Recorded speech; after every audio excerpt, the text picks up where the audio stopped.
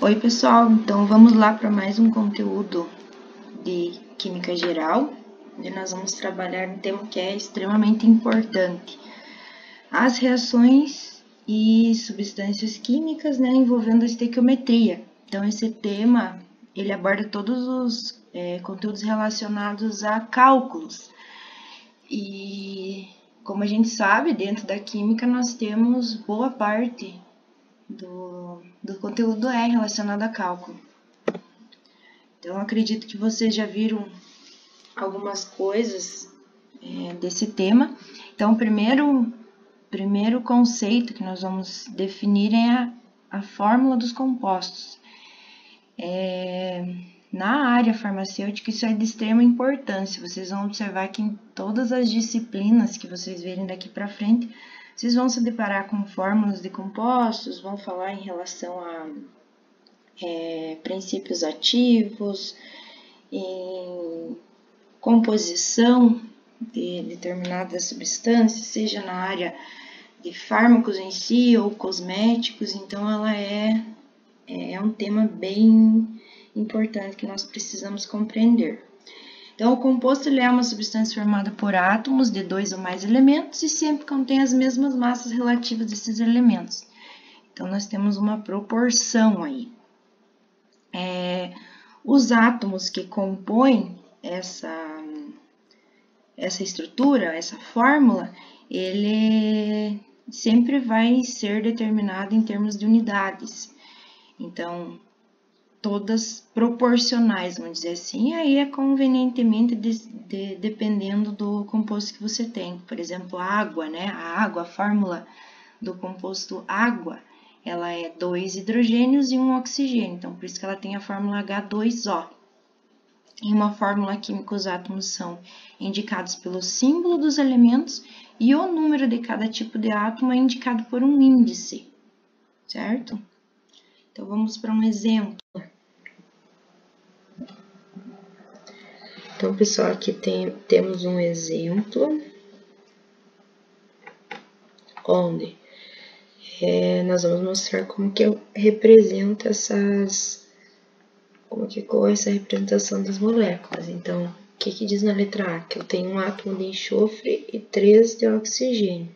Então, o enxofre tem o símbolo S, só tem um, então o índice aqui não precisa aparecer, e oxigênio 3, que é o índice dele. Na letra B, nós temos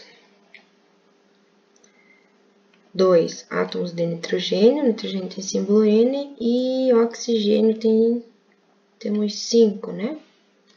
Então, ficaria desta forma. Vamos aqui relembrar um pouquinho também quando você dá a fórmula para composto iônico. Vocês já fizeram isso em outros momentos? Então, na letra A nós temos o cálcio, né, 2+, e o cloro, que é -1.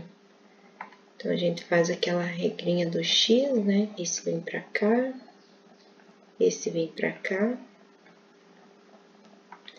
E no final nós temos o composto cloreto de cálcio, Ca1Cl2. Na letra B,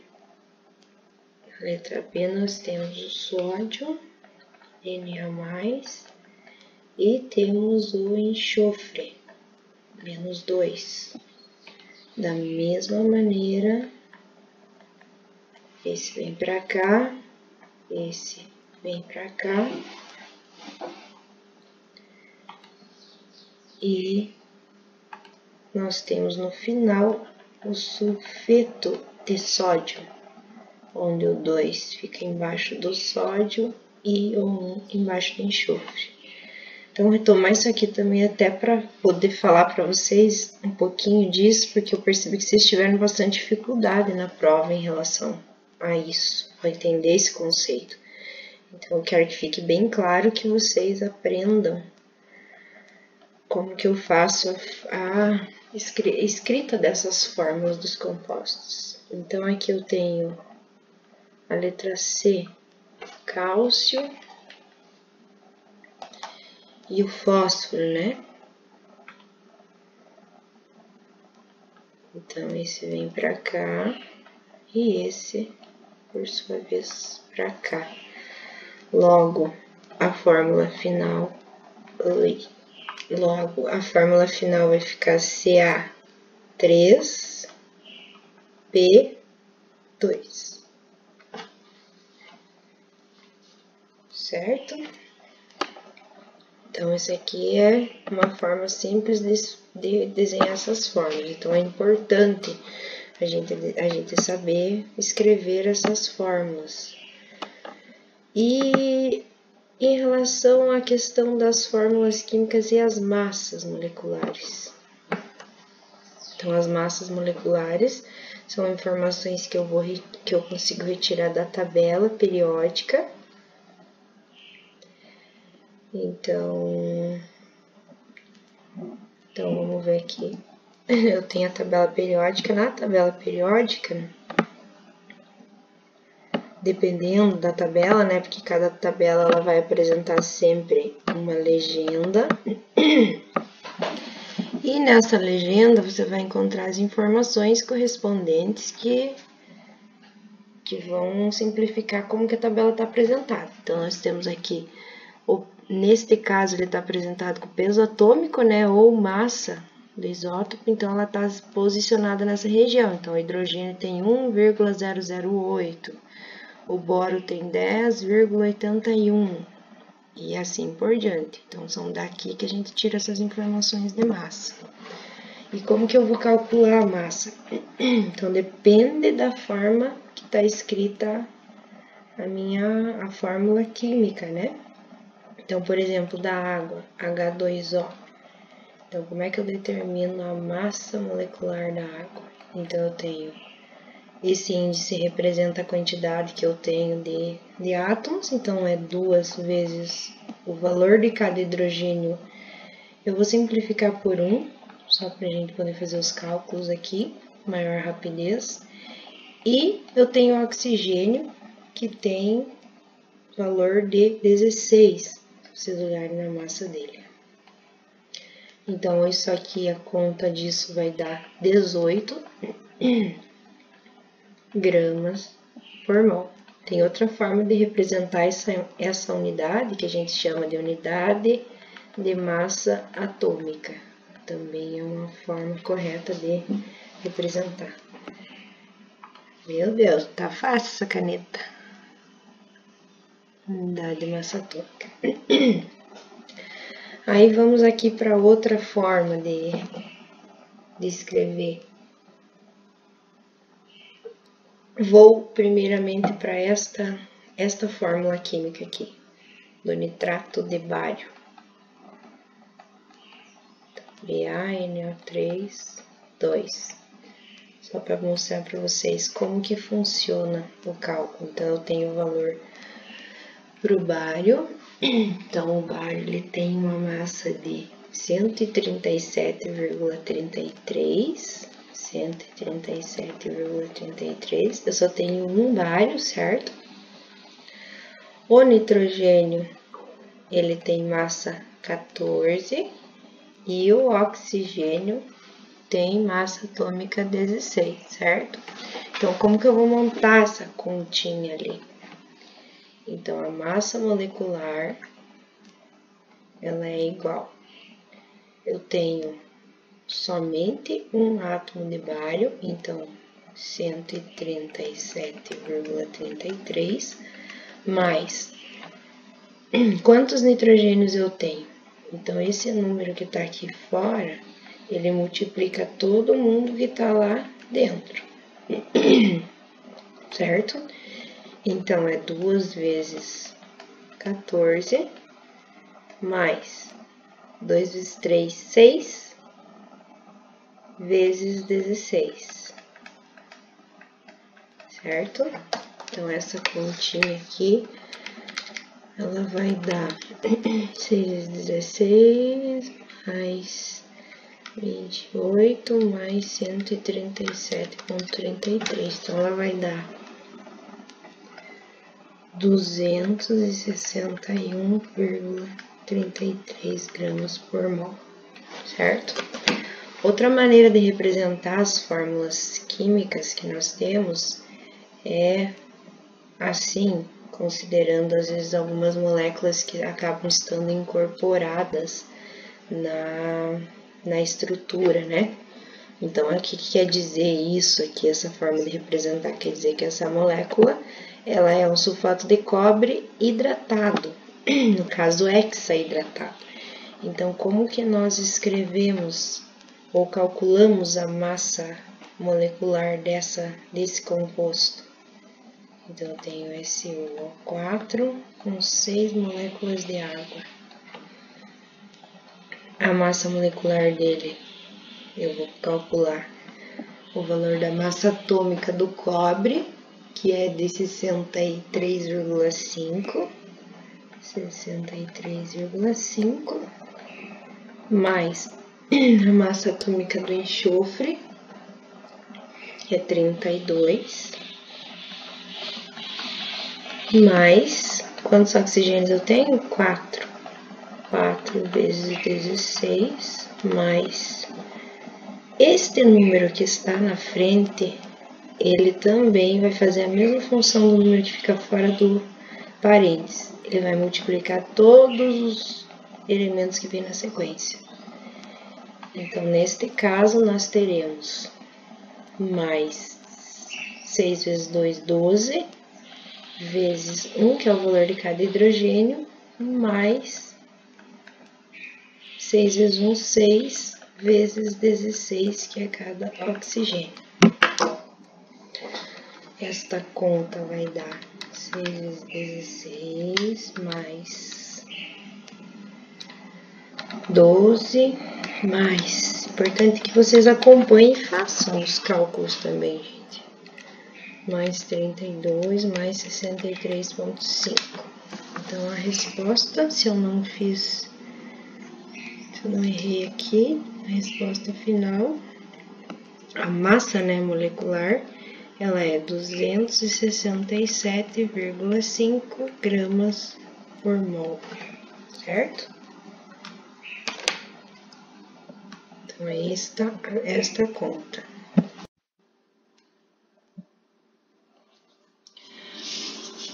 Dentro dos conceitos químicos, nós temos algumas relações que vão determinar de acordo com aquilo que você precisa no momento que você for fazer cálculo e conversões. Então, nós temos uma medida chamada mol, que ela define quantidade de matéria. Então, é isso que define o mol. E o mol ele é proporcional à massa molecular do composto ou à massa atômica, né, do elemento, dependendo de quem você está utilizando, né, no cálculo.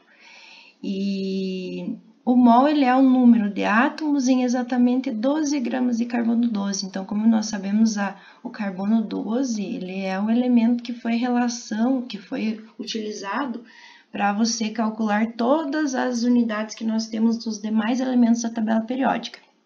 Então, a massa de um átomo, ela tem aquele valor ali de 1,99265 vezes 10 a menos 23 gramas. Logo, dessa relação em quantidade de matéria, sai um outro número, que é o 6,02 vezes 10 a 23. E esse número que é conhecido como o constante de Avogadro. Então, ela é usada em conversão entre número de mols. Por que usar a constante de Avogadro? Isso daqui é para facilitar os cálculos, gente. Então, vocês verão para frente em disciplina como físico-química que acaba que você tem, às vezes, quantidades muito pequenininhas, né?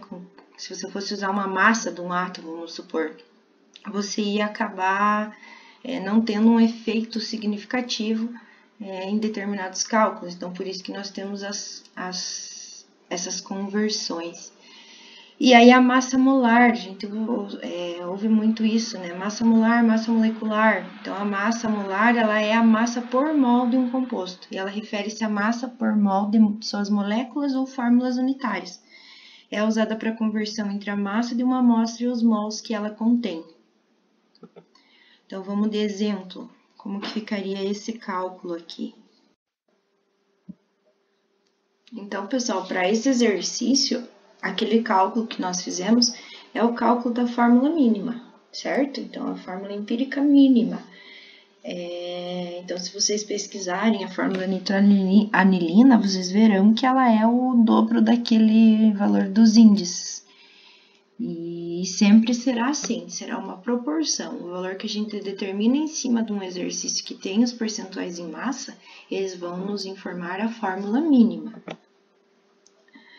As reações químicas e a determinação. Então, assim, a primeira coisa que a gente tem que entender é o que é, como que você representa uma reação química. Eu acredito que vocês já viram muitas reações químicas, sabem identificar quando vocês olham para uma, mas aqui só para a gente relembrar. Então, nós temos uma equação, nós temos que é a forma de representação do composto. Então, aqui é uma equação química, certo?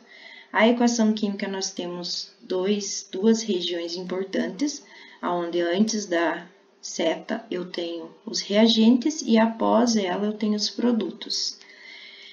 O número que vier na frente de cada composto, ele é relacionado a coeficientes estequiométricos. O número que eu tiver embaixo do composto, que vocês já verificaram ali, a gente chama ele de índice. E na sequência, eu posso ter entre parênteses o estado daquela substância. Quais são os estados numa reação química? É sólido, né, com S, líquido com L, gasoso com G e aquoso com AQ, que eu represento, certo? Então, é quando ele está em solução. É possível determinar a fórmula do composto formado quando nós conhecemos a reação química que ocorre, bem como as quantidades envolvidas no processo. Então, além daqueles percentuais, se eu conseguir acompanhar uma reação química, eu consigo determinar qual que é a fórmula daquele composto. Então, vamos lá para mais um exercício.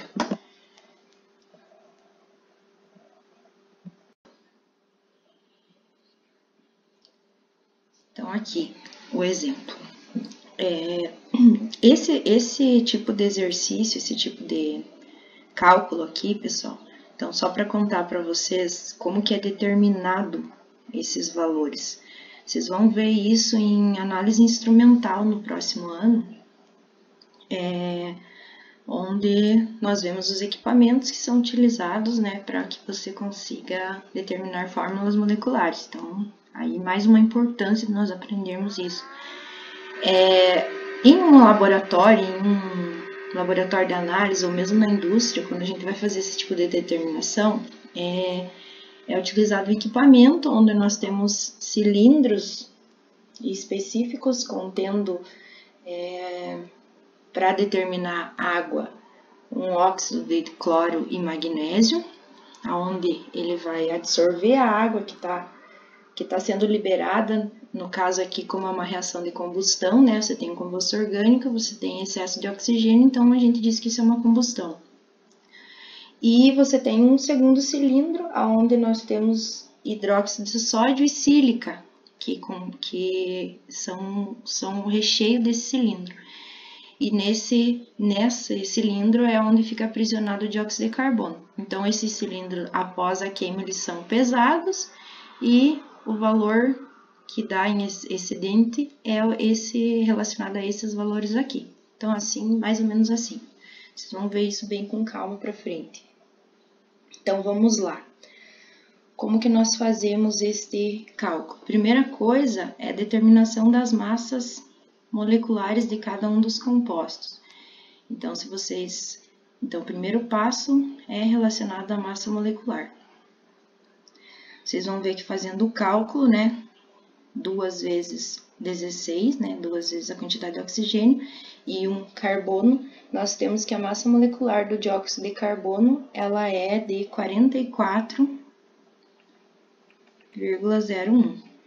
E a massa molecular da água, ela é de 18,02, certo?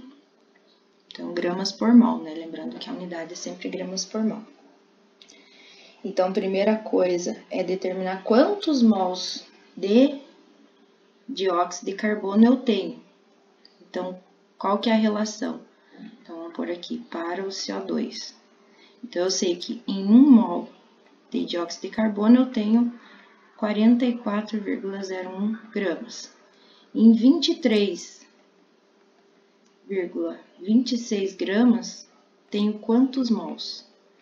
Então, fazendo essa continha aqui, eu vou chegar ao valor de 0,5285.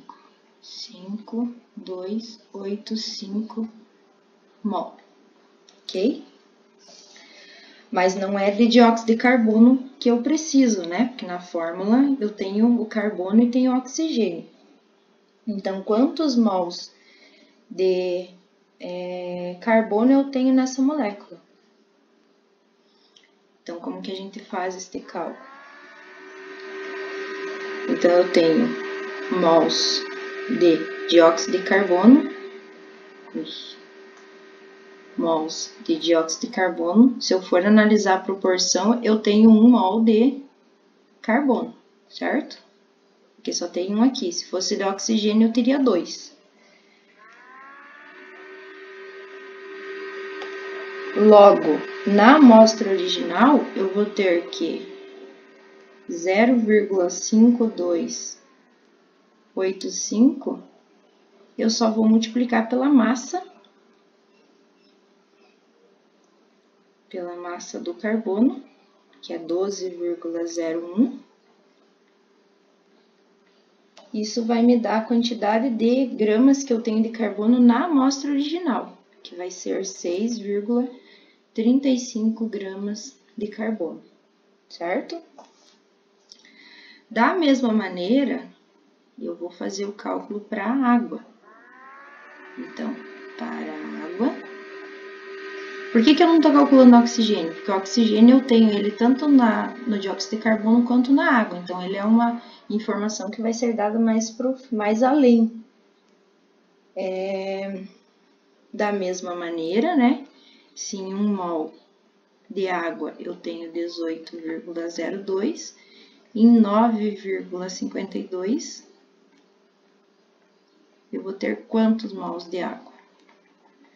Esta conta vai me dar a informação que também é de 0,582 mol de água.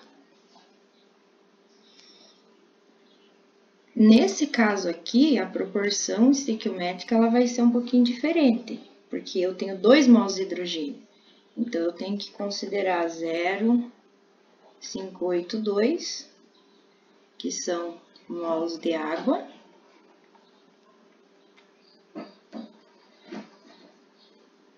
Em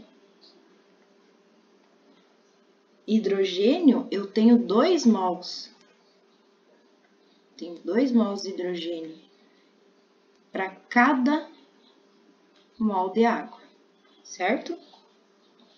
Logo, na amostra original, eu vou multiplicar, eu vou ter a quantidade de 1,056 mol de hidrogênio. Aqui eu tenho mais um cálculo para eu determinar a quantidade em gramas. Então, 1,056 mols de hidrogênio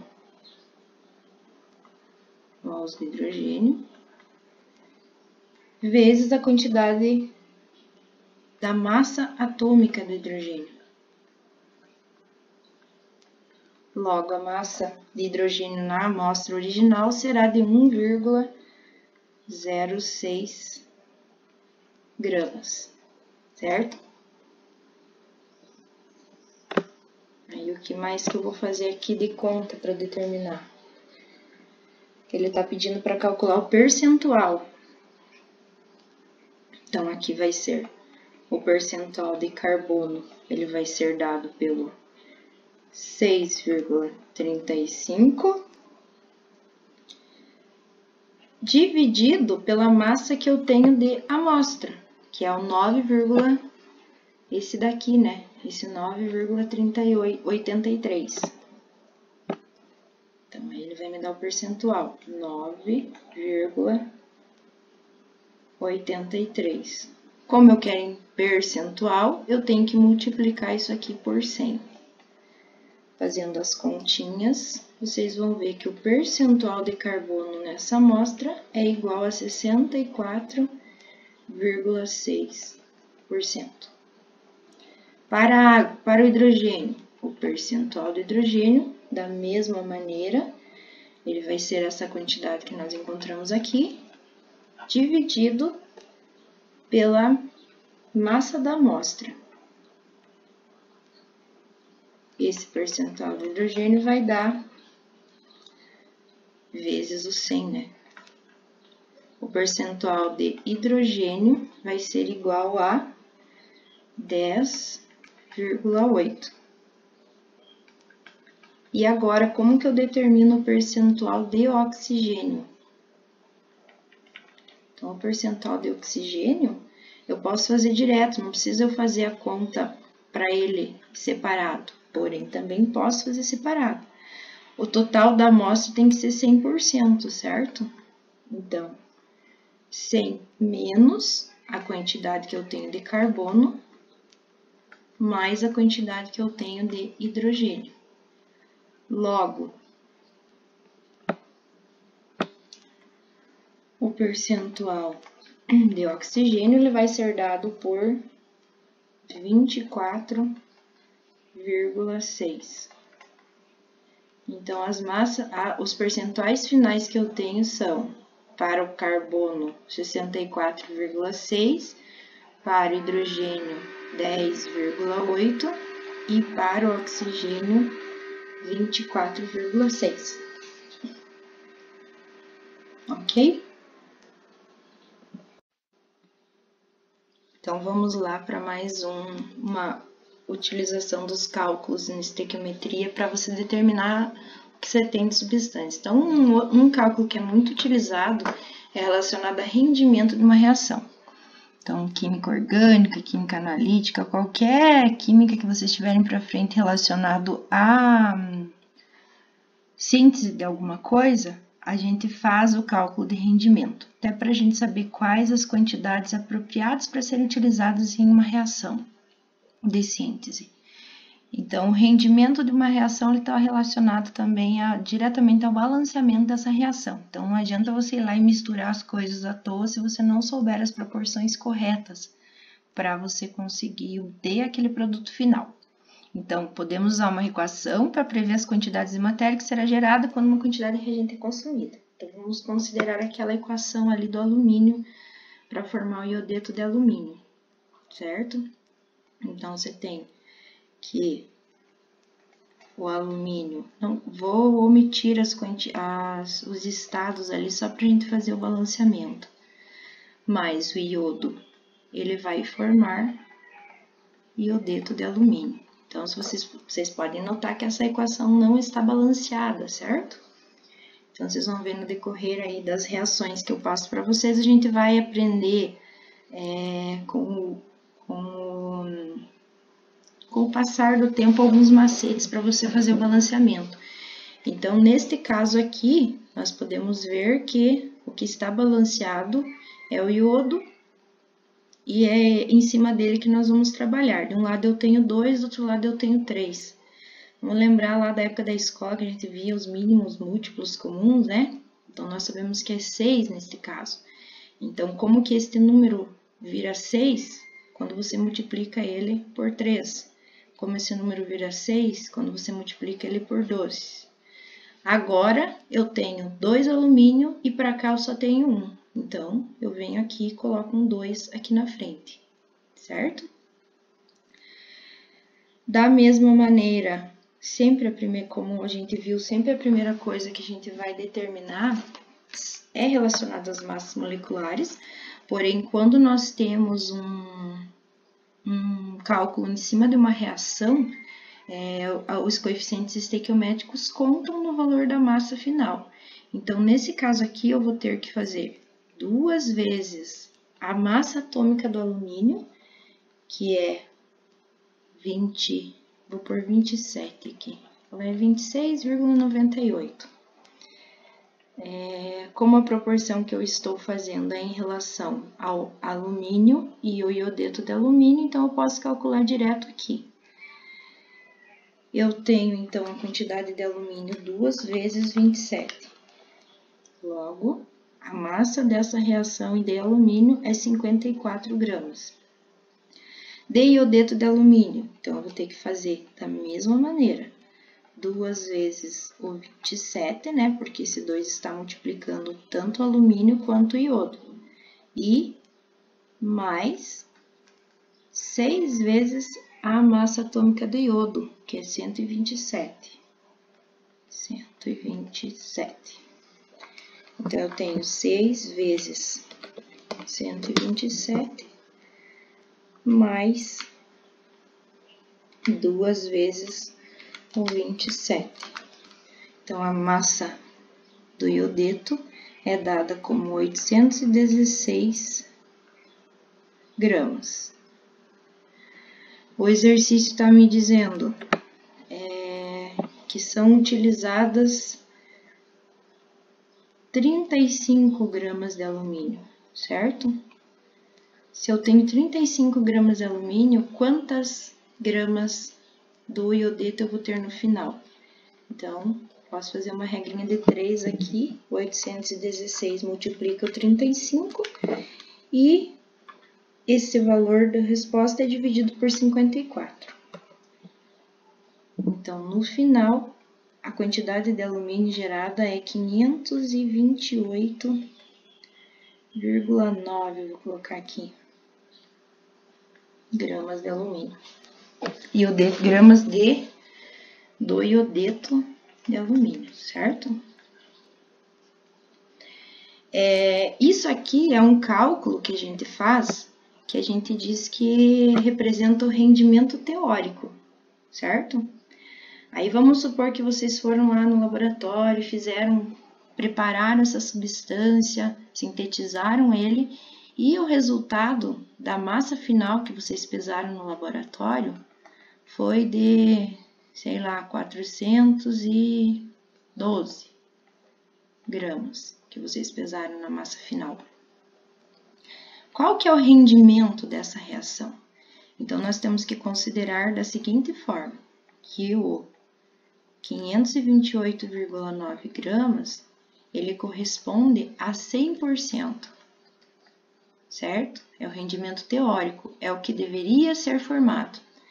Por que nunca forma 100%? Porque nós temos erros no laboratório, erros de pesagem, quantidade, às vezes você tem algum fator de temperatura que vai influenciar no produto final. Então, são N fatores. Dependendo de cada reação que você está acompanhando, você consegue justificar qual o motivo do rendimento não ser 100%.